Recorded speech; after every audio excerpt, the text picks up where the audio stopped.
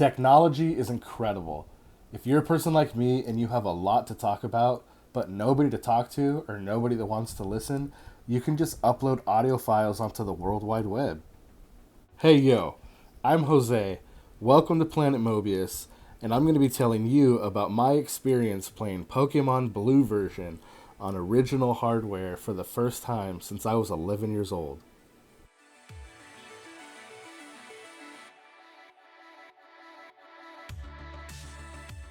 If you're watching this video, you already know this, but just for shits and giggles, let's say you don't. Back in the 1900s, there was this thing called Pokemon. You couldn't escape it. It was fucking everywhere. And me and my little homies back in the day, it's all we did. Watch Pokemon, play Pokemon. It was the shit. And another cool thing about the 1900s was Toys R Us. That's where I used to get all my video games from when I was a kid. Either Toys R Us or KB Toy Store, which unfortunately don't exist anymore. Going into this, and before I really do, shout out to my super rad girlfriend who gifted me with a Game Boy Color and Pokemon Blue for Christmas a few months ago. She's super rad and super hot, and I really appreciate what she did. So this one goes out to you. Thank you. So back to the video. I could have easily emulated this. I have an Amberdeck emulator which has Gen 1 Pokemon, but I wanted to experience it the way it was meant to be experienced. On a Game Boy Color, I got a Wormlight, I used some old school headphones, and it was a fucking blast. And I'm very aware that nostalgia is one hell of a drug, but regardless, I really enjoyed every second of this experience. Once again, if you're here, you probably know the story of Pokemon, but again, for shits and giggles, let's say you don't. You play as Red, and Red just turned 10 years old. What does that mean? Well, that means you get your Pokemon license, and you can become a Pokemon trainer and start your own adventure. Professor Samuel Oak is the top and most highly respected professor of the Kanto region, and he's the one that's going to help you get your journey started. He gives you a choice between Charmander, a fire type, Bulbasaur, a grass type, and Squirtle, a water type. After you've picked Bulbasaur, who's obviously the best starter, you get to travel across the land, searching far and wide. And in Generation 1 of Pokemon, Red version, Blue version, and Yellow version, that's the Kanto region. And if you end up loving this region, don't worry, because Game Freak and Nintendo are going to make sure that you get to revisit it again and again. And just to be transparent, when I was a kid, I played Blue version once, Yellow version twice, Red version once, and then I played Red version again in my early 20s. This is my first time playing Blue version since I was 11 years old. And with the other playthroughs, I always used the same Pokemon every time. This time I wanted to challenge myself and use different Pokemon that I hadn't trained before. The exception being Charmander, because I have picked Charmander before. However, all the other playthroughs I would always pick either Bulbasaur or Squirtle, and then in Yellow version you obviously get Pikachu. And with Charmander not being my first choice, I ended up picking Charmander because I felt like, something different, right? The other exception is Raichu. Raichu has been my favorite Pokemon since day one, and I'm just not going to go through it without a Raichu.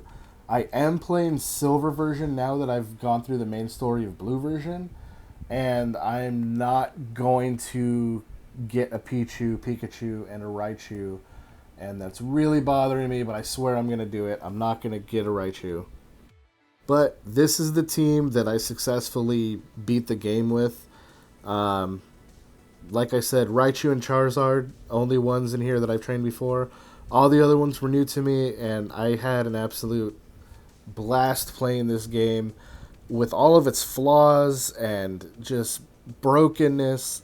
I loved it, man. A lot of people say that Leaf Green and Fire Red are the best way to experience Gen 1. I know nostalgia's a hell of a drug, but I kind of have to disagree. The game itself just has so much charm and character, and it's just a good time. And yeah, maybe I just love looking at those 8-bit graphics, but I don't know, man. It was just I loved it. And one thing that I really got a kick out of this time around playing is, as an adult, I looked at battling completely different. When I was a kid, everything was physical, physical attacks. That's all I really gave a shit about. I just wanted to do as much damage as quick as possible. And that being said, using more strategy and brain instead of brawn, I didn't have a problem with the gym leaders. I also didn't have any issues with Giovanni the times I had to battle him before the gym battle, and I didn't have any issues with the fighting dojo either. However, the Elite Four was a completely different story, and I appreciate that because I feel like that's how it should be. I didn't have any issues with the gym leaders, but once I hit the Elite Four, it was grind time. I did beat them with an underleveled team, but it took 3 tries. I had to go back to different spots and grind. I was mainly going to Victory Road and the Pokemon Mansion on Cinnabar for training. And yeah, man, I had to put the grind in. And after getting my team between the mid 40s up to like 50, 51, then I was able to take care of the Elite Four and Blue with no problem. Revisiting this as an adult, I've seen other content about, how watered down modern Pokemon games are. And I really never really got it until I played this again. And I have to agree, man. I like the friendly rivals. Like, I do like the rivals from X and Y. And I'm really enjoying the rivals from White version. I'm playing that for the first time right now. But your rival in Gen 1 is a cocky little fucker.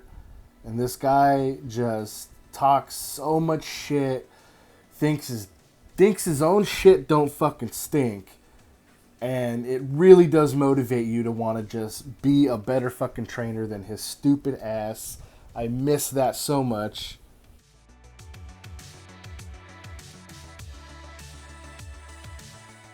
Another thing I miss is coming across other random NPC trainers that have starters. You come across other trainers that have Bulbasaur, Squirtle, Charmander, Charmeleon, Wartortle, all of the other forms, even the final forms. It's where did that go? Why did they get rid of that?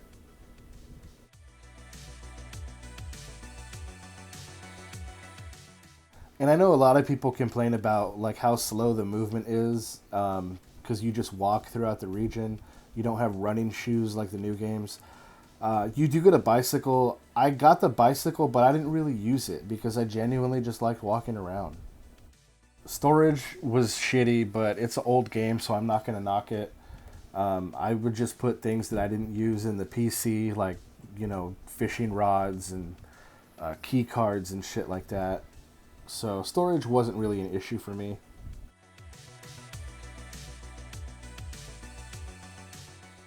Like, all the bullshit mechanics aside, I'm not a graphics guy. I don't care about, you know, all the technical shit about video games. The only thing I give a fuck about is, did I have a good time with this? Fuck yeah, I had a good time with this. Not only did I genuinely enjoy the game, I enjoyed the story.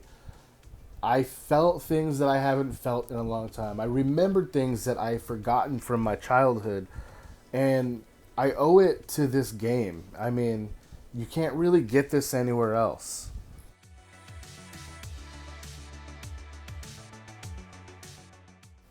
This game also solidifies my opinion that, especially in revisiting, that Team Rocket is the absolute most disgusting, evil villain organization in Pokemon to date.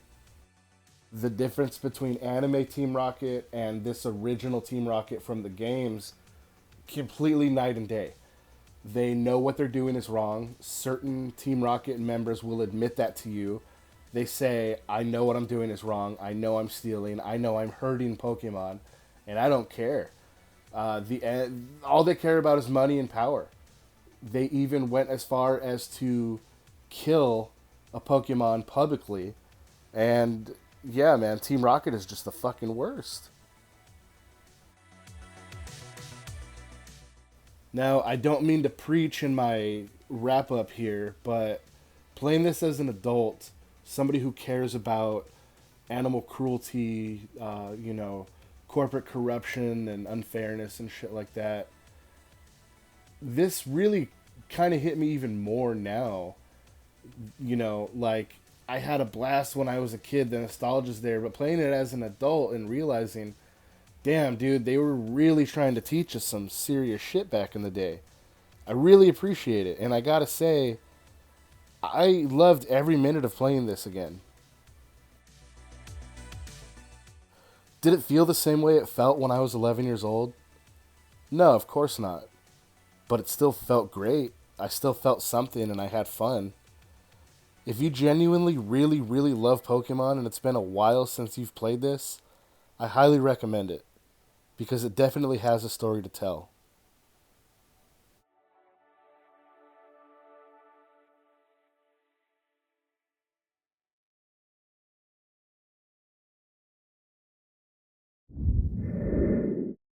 This has been a Big Baby Bitch production. Thank you.